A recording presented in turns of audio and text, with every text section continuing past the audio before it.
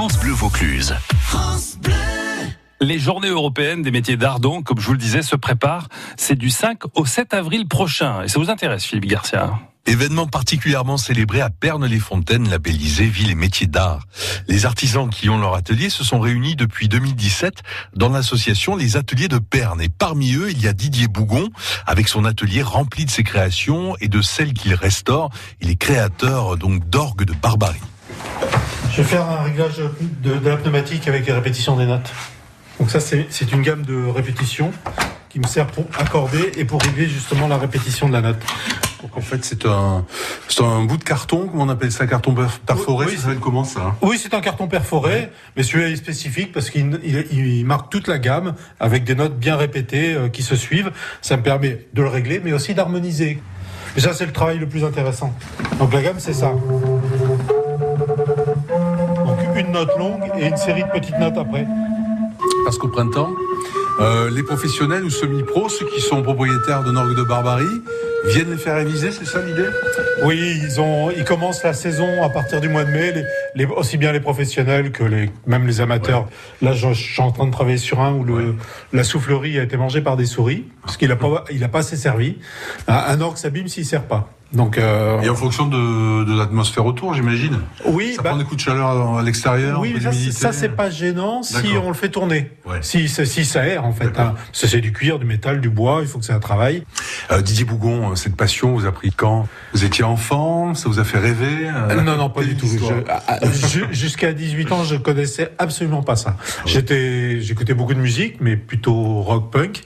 Je suis venu faire les saisons dans la région. J'ai jamais fait les saisons. Le premier jour que je suis arrivé en stop, j'ai rencontré un facteur d'orgue de Barbarie qui cherchait un charpentier pour lui faire un hangar pour ses chevaux.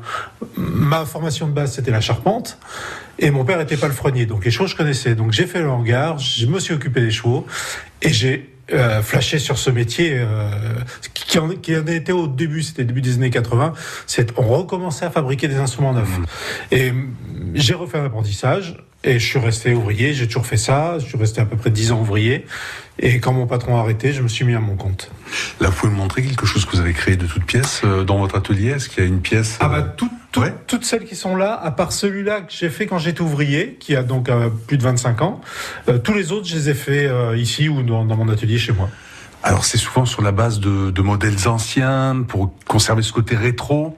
Alors, le rétro, il est dans l'esthétique, mais dans certaines techniques, la soufflerie n'a pas beaucoup évolué, mais tout le reste, c'est très contemporain. Aussi bien de l'harmonisation à la mécanique, à la manivelle, tout ça, c'est très contemporain.